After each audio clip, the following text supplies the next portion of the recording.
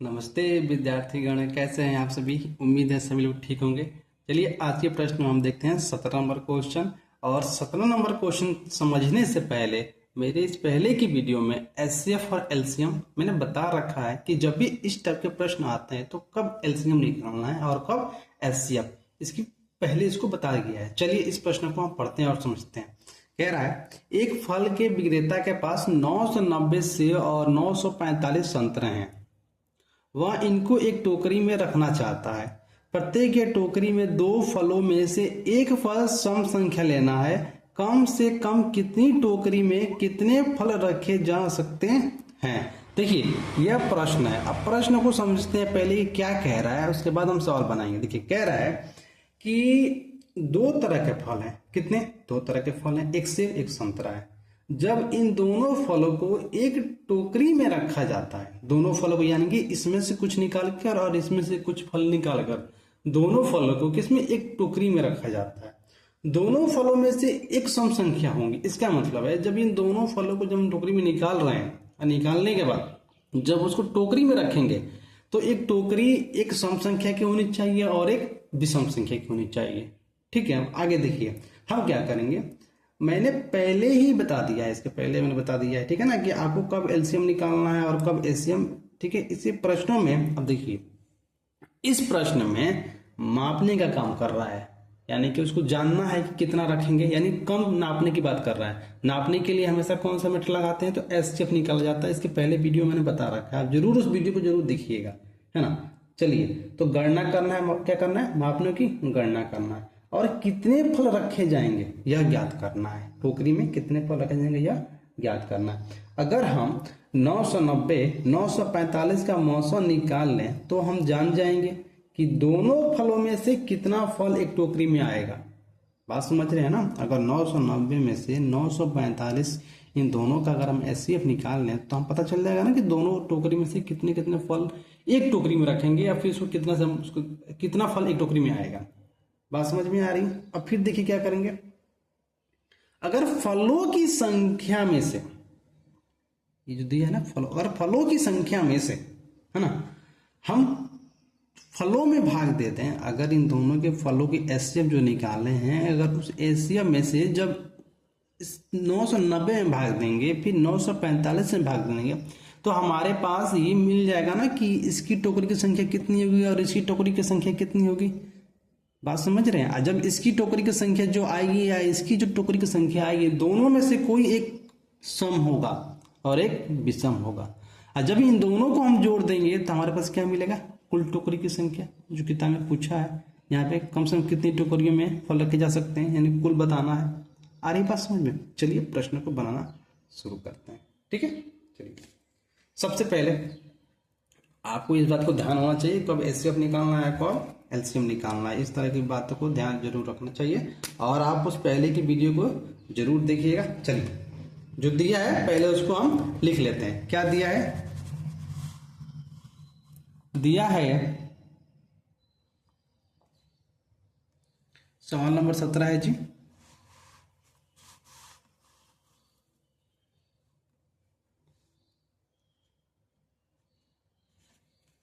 दिया है, जो दिया है उसको पहले लिख लेना ताकि एग्जामिनर भी इस बात को समझ सके क्या निकाला गया है और क्या नहीं निकाला गया। दिया है सेवों की संख्या, सेवों की संख्या कितना है जी, 990। ठीक है। संतरे की संख्या, संतरे की संख्या कितना है, 945। ठीक है ना। क्या ज्ञात करना है, ये लिखने से अनेक चीज होता है ना कि एग्जामिनर जल्दी समझ जाता है कि हाँ कितना अच्छा विद्यार्थी इसको एक्सप्लेन किया है, समझाया है, उसको लिखा है, ये सब चीजें का ध्यान होना चाहिए। ठीक है, चलिए ज्ञात करना है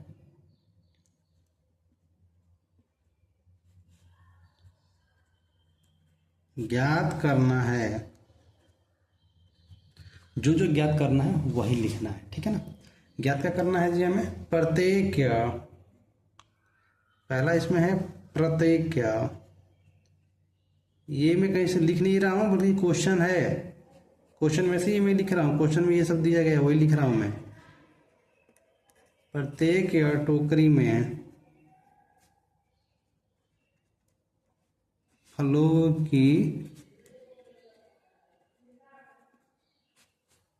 की संख्या, दूसरा पूछ रहा है कम से कम, कम से कम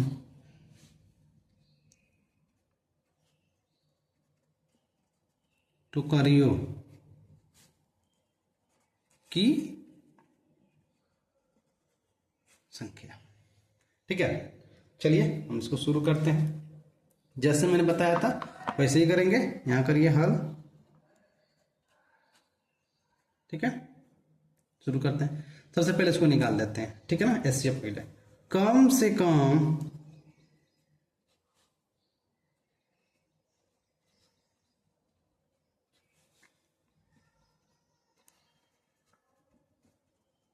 टोकरियों के लिए प्रत्येक या टोकरी, प्रत्येक या टोकरी में फलों की संख्या,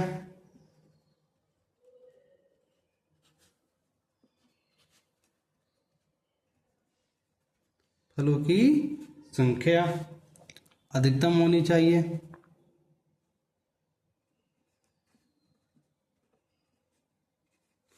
अधिकतम होनी चाहिए। क्यों?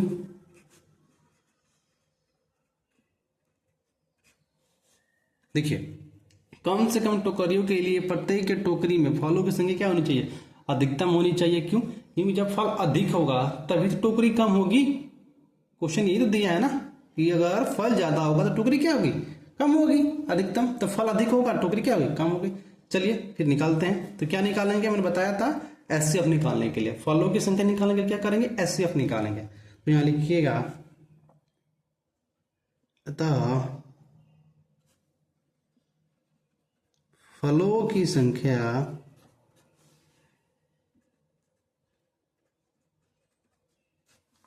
बराबर एचसीएफ। क्या निकालेंगे जी? एचसीएफ। कितने का?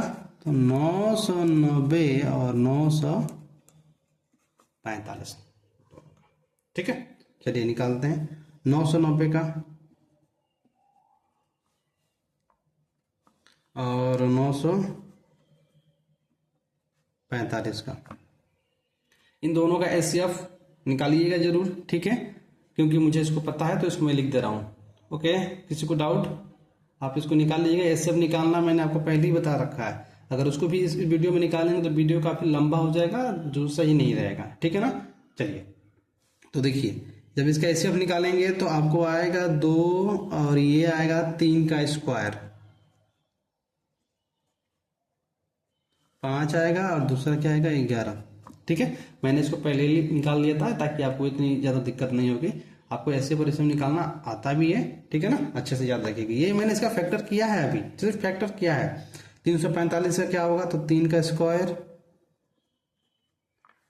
5 7। अब हर वीडियो में एक ही चीज अगर उसको कवर करता जाएगा ना तो फिर आप लोग कब सीखेंगे? आप लोग खुद से भी बनाना, आपको सीखना होगा, एचसीएफ निकालना, ऐसा फैक्टर निकालना, तभी आपको ज्ञान होगी। ठीक है ना? चलिए, ये हो गया। अब क्या निकालेंगे? एचसीएफ। तो यहाँ लिखिए एचसीएफ क्या होगा जी? इसका एचसीएफ देखिए, इसमें क्या क्या कॉमन आ रहा है, इसको हम रेड पेन से डिटाइड कर देंगे। देखिए, मार्क कर दे रहे हैं यहाँ पे। देखिए देखिए, ये 3 का स्क्वायर आ रहा है कॉमन, ये वाला, ये जोड़ा बन रहा है। देखिए यहाँ पर एचसीएफ यही तो होता है ना, मैंने पहले की वीडियो में रखा था। और ये क्या हो गया? ये भी आ रहा है यहाँ पर। ठीक है, ये क्या हो गया? आपका एचसीएफ हो गया। 3 का स्क्वायर गुणे 5 कितना हो गया? 3 3 9, 9 5 45। कितना आ गया? 45। ठीक है, ये क्या है? फलों की संख्या 45, फलों की संख्या। अब क्या निकालना है, टोकरियों की संख्या। पुनः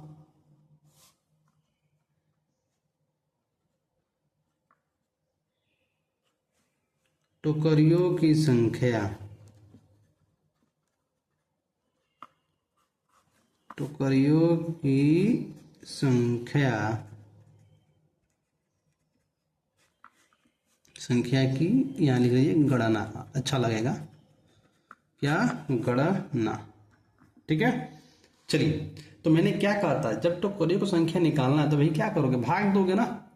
ये पहले एक्सपेरिमेंट में क्या करेंगे, भाग देंगे। इस चीज को समझने की चीज है, बस आराम से एक बार लिख लीजिए और आराम से उसको पढ़िए, आप समझ जाएंगे। ठीक है ना। तो क्या करिएगा, सेवों की टोकरिया, उसी से भाग देंगे तभी तो निकलेगा। सेव की टोकरिया,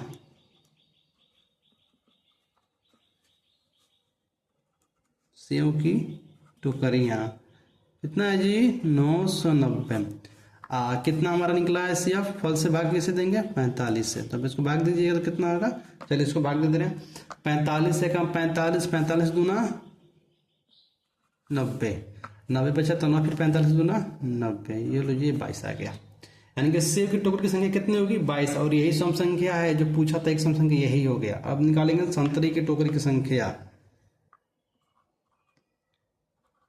संतरे की टोकरी, संतरे की टोकरिया है ना, कितनी थी, 945 भगे 45, 945 भगे 45। तो 45 गुना 90, 4 और 45 से कम 45। तो भैया ये आपका आ गया विषम संख्या। जो सवाल में पूछा था हमारा वो निकल गया। अब बस इसको क्या करना है, जोड़ देना है। मैंने बताया था कुल पूछा है ना, तो यहाँ लिखिएगा कुल,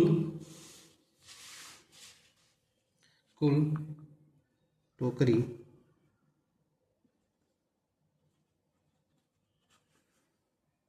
कुल टोकरियां कितनी है, 22 प्लस 21 बराबर कितना, 43। कितना, 43। अब लिख दीजिएगा यहाँ पर टोटल, नीचे यहाँ लिख लीजिए टोकरियों,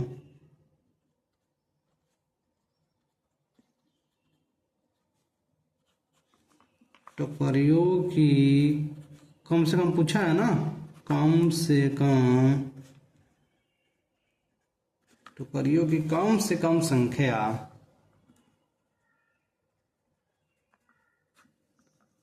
कितनी, 43 यानी कि 43 होगी।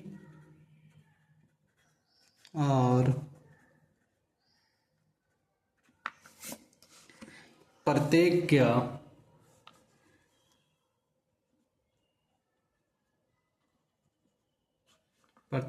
में कितने फल आएंगे, 45, 45 फल रखे, और प्रत्येक के में 45 फल रखे जाएंगे। ठीक है, चलिए ये रहा आपका प्रश्न, 17 नंबर प्रश्न। अब हम देखते हैं 18 नंबर प्रश्न, जो कि वो भी बहुत ही अच्छा सवाल है। आप उसको बना सकते हैं, आप बनाए भी होंगे। ठीक है, चलिए 18 नंबर प्रश्न को हम देखते हैं। ठीक है, 18 नंबर प्रश्न क्या है, इसको देख लीजिए। यहाँ पर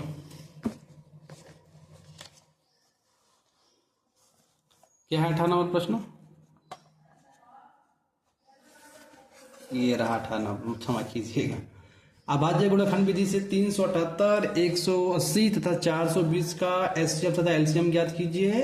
क्या इन तीनों संख्याओं का एलसीएम गुण एचसीएफ तीनों संख्याओं के गुणनखंड के बराबर है। देखिए इसमें क्या करना है ना, कि इन दोनों का क्या करना है, सिर्फ तीनों का पहले एचसीएफ और एलसीएम निकाल लीजिएगा। ठीक है, निकालने के बाद क्या करना है ना, तो फिर इन दोनों को, इन तीनों का एचसीएफ और एलसीएम निकालना है कि क्या इसका इससे गुणनफल के बराबर है कि नहीं है। बिल्कुल नहीं, ये नहीं होता है। क्यों, 2 का रहेगा तो दोनों का बराबर हो जाता है, पर 3 रहता है तो बराबर नहीं होता। चलिए इसको हम बना कर देखते हैं। ठीक है, ताकि अच्छा लगेगा। चलिए तो इसको कैसे लिखेंगे, यहां हम कर दे रहे हैं 18 नंबर प्रश्न।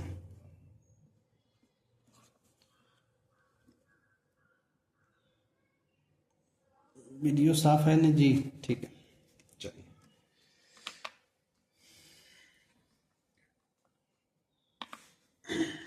सीधा यहाँ लिखते हैं हल में, अभाज्य गुणनखंड विधि से, ठीक है ना। अभाज्य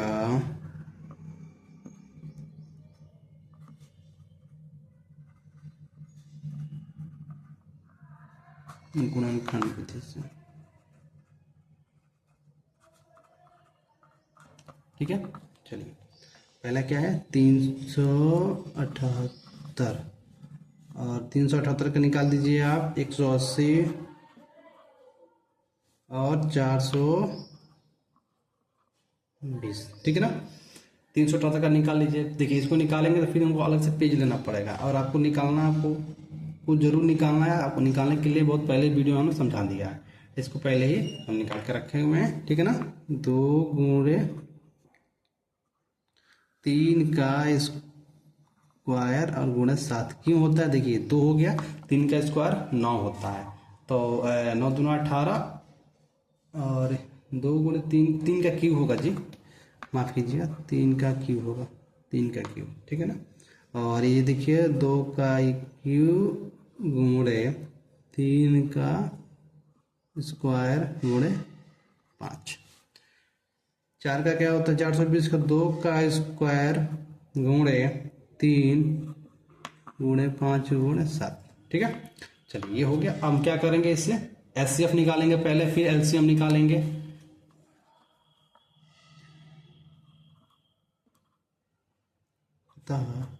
एचसीएफ, ठीक है ना। क्या कॉमन है जी? देखिए, इसमें एचसीएफ कुछ कॉमन दिख रहा है क्या? इसमें कोई कॉमन दिख रहा है एचसीएफ?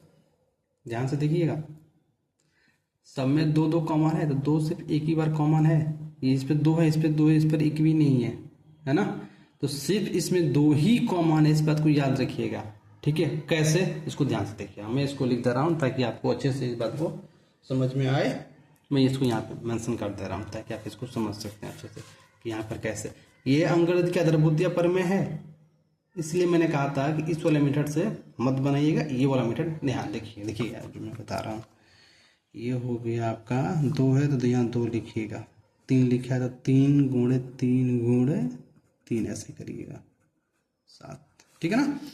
अब ये देखिए, इसका मैं लिख रहा हूँ 2 का पावर 2, तो 2 के पावर ये 2 हो गया, और 3 का 3 बार 2 बार 5, इसका क्या होगा 2 गुणे 2, फिर कितना होगा 3 गुणे 5 गुणे 7। अब देखिए, इसमें कॉमन क्या है? जो समान उभयनिष्ठ होता है वही क्या होता है? एचसीएफ होता है। ये पहले हम पढ़ चुके हैं, ठीक है ना। अब देखिए, इसमें क्या है, ये वाला देखो, ये हो गया हमारा 2, ये तो कॉमन है। अब इसमें ये 2 कॉमन, इसमें है क्या? नहीं है। और इसमें क्या कॉमन है? ये देखिए 3, ये तो कॉमन है। तो एचसीएफ क्या हो गया जी? यहां से भी वही था, ये 2 दिख रहा है ना, यहाँ 2 1 होगा, तो इसके ऊपर भी तो 1 1 होगा। समझ रहे हैं मेरी बात को? तो यहीं पे होगा 2 के पावर 1 यहाँ लिख सकते हैं, और ये 3 के पावर 1, कितना हो गया 2 3 6। एचसीएफ कितना हो गया? 6। अब पुनः एलसीएम,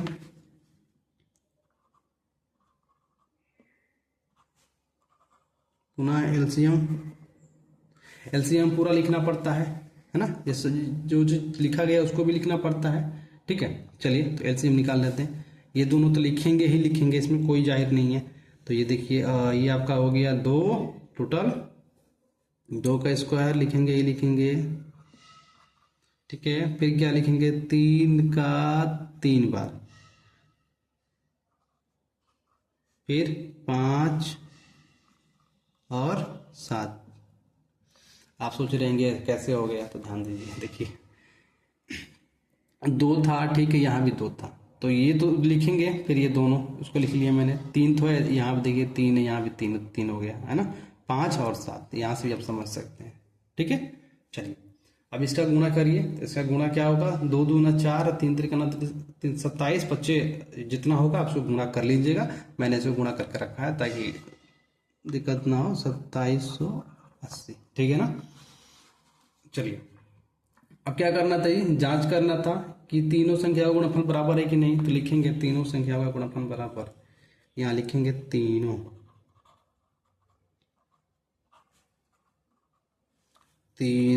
संख्याओं का गुणनफल बराबर होता है एलसीएम गुणे एचसीएफ। ठीक है, इसमें किसी को डाउट नहीं है ना, जो पूछ लीजिएगा, अगर डाउट होगा तो कमेंट में जरूर बताइएगा, मैं इसको सॉल्व करके बता दूंगा आप लोगों को। ठीक है, चलिए तीनों संख्या का गुणनफल, तीन संख्या कौन कौन से हैं, 378,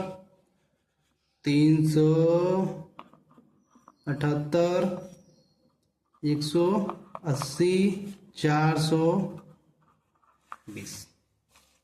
और एलसीएम गुणे एलसीएम क्या निकला हमारे पास, एलसीएम कितना निकला 37, 80,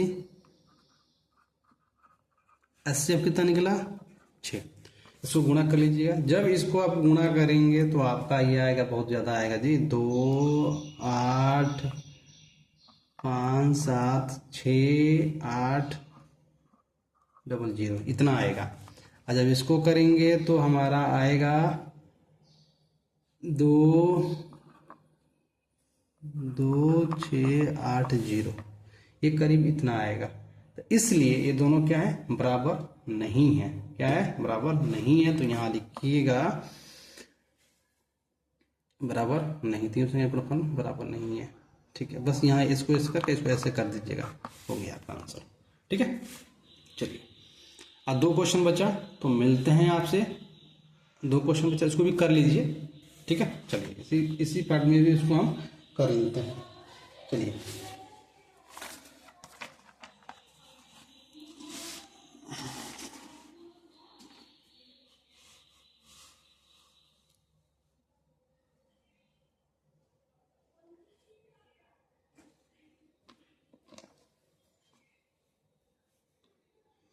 प्रश्न क्या कह रहा है, देखिए प्रश्न कह रहा है अभाज्य गुणनखंड विधि से 256 और 36 का एचसीएफ तथा एलसीएम ज्ञात कीजिए, साथ ही सत्यापित कीजिए कि ये दोनों संख्या गुणनफल है कि नहीं। ये पीछे वाली जो वीडियो थी ना, उसी के हिसाब से सवाल ये है, और 20 नंबर भी क्वेश्चन।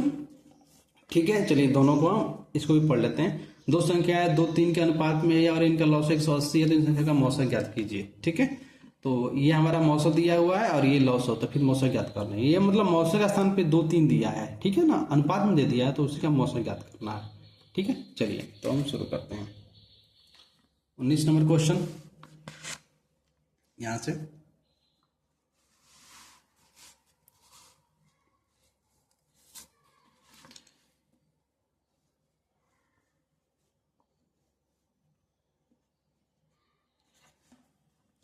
चलिए दिख रहा है आप लोग को,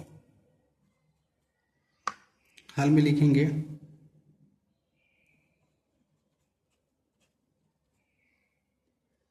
256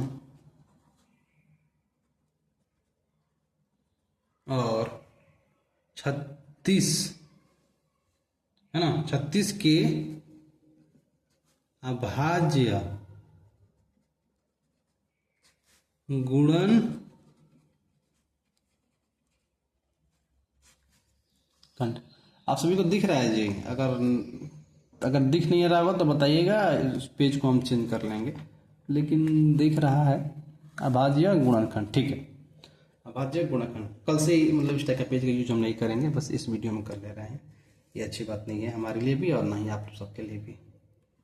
अभाज्य गुणनखंड, तो 256 का अभाज्य गुणनखंड क्या होगा, 256 और 36 क्या होगा, 256 में क्या होगा जी, 2 के पावर 8, इसको आप निकाल लीजिएगा। 56 का क्या, 36 से क्या होगा, 2 के पावर 2, 2 दूना 4 और 4 तें 12, 12 तें 36, 2 दूना 4 तें 12 तें 36। ठीक है, तो एचसीएफ क्या हो जाएगा, तो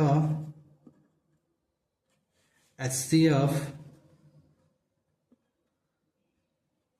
कितना हो जाएगा, इसमें 2 कॉमन आ जाएगा, 2 के पावर 2 कॉमन आ जाएगा, 2 के पावर 2 कितना हो गया 4। ठीक है, पुनः एलसीएम कितना हो जाएगा,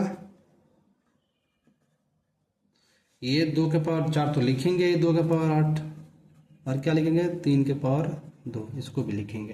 ठीक है ना, कितना हो जाएगा 2 के पावर 8 को 256 जो हमारा ये था, और 3 का स्क्वायर कितना 9, तो आप लिख दीजिए, गुणा कर लीजिए 2304 होगा। ठीक है ना, 9 चौके 36, 2304 होगा। ठीक है, अब दो संख्या का गुणनफल देखिए, यहाँ सत्यापित करना था हमें ना। ठीक है, तो यहाँ लिखिएगा सत्यापन दो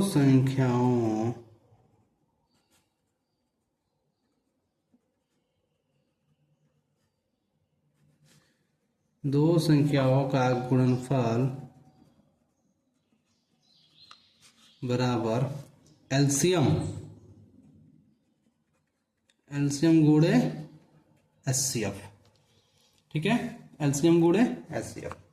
दो संख्याएं कितनी थी 256 गुणे 36, और एलसीएम कितना निकला 2304 और एचसीएफ 36। ठीक है, एक बात और ध्यान रखिएगा, ये मैं जितना पढ़ा रहा हूँ ना, इस सबकी पीडीएफ में ऑलरेडी फ्री में प्रोवाइड करता हूँ अपने व्हाट्सएप चैनल ग्रुप में, है ना, तो वहां से जाकर उसको ज्वाइन जरूर कीजिएगा। ठीक है, भूलिएगा मत। और इससे एक फायदा होगा कि आप जब भी वीडियो देखेंगे तो आप उसको नोट नहीं करेंगे, वीडियो देखेंगे सिर्फ समझने के लिए, पर ये नहीं कॉपी कलम लेकर आपको बैठ जाना उसको लिखते रहना, ये गलती मत कीजिएगा। ठीक है, अलग से मैं इसका नोट पीडीएफ में देता हूँ, आप सब वहां से जाकर उसको आप नोट कीजिए, ताकि आपका समय कम बचे और ज्यादा से ज्यादा आप अभ्यास और उसको बार बार समझने का प्रयास कीजिए। वीडियो देखकर लिखना सख्त मना है और गलत भी है, आपका समय बर्बाद होता है उससे, ध्यान रहे इस बात का। ठीक है, बस समझिए आप उस चीज को। चलिए, तो इसको 36 में 256 का गुणा करिए, ये लगभग आएगा 9216। मैंने इसको गुणा, ज्यादा लंबा है ना तो मैंने इसको गुणा कर रखा था। ठीक है, और ये भी करेंगे तो इसका भी आ जाएगा 9216। ठीक है, तो यहाँ लिख सकते हैं अतः एचसीएफ गुणे क्या एलसीएम सत्यापित है,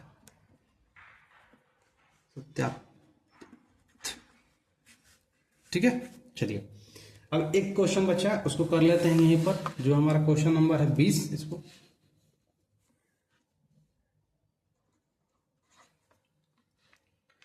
तो मैंने क्वेश्चन पढ़ लिया था, 2:3 में है, जो उसे क्या है मौसा है। ठीक है, तो मान लेते हैं,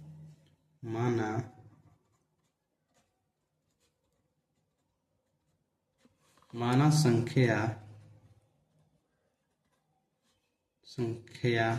क्या मानेंगे 2x क्यों मान रहे हैं, इसलिए कि 2:3 जो है ना मौसो दिया है, तो मौसो न देकर उस नंबर को उसकी जगह पे ना देकर ना 2:3 दिया है, इसलिए हम x मान रहे हैं। लास्ट में क्या होगा देखिए ध्यान से, 2 और x 3x है।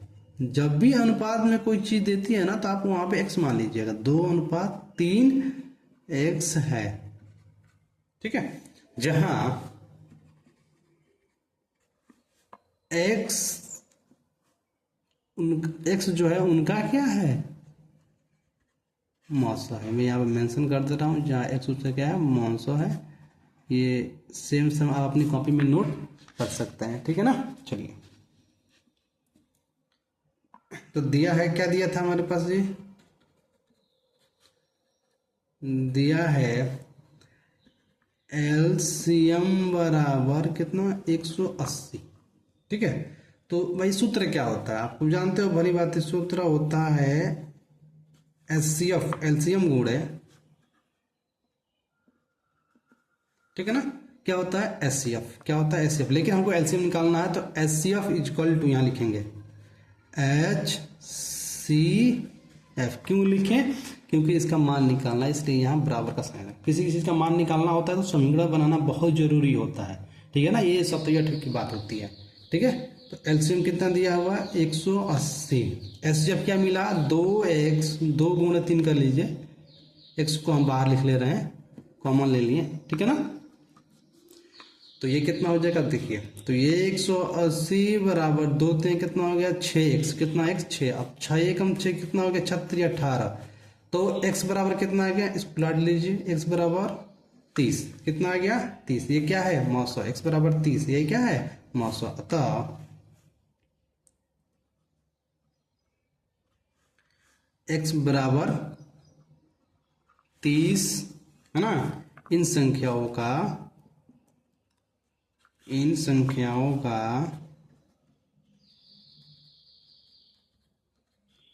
इन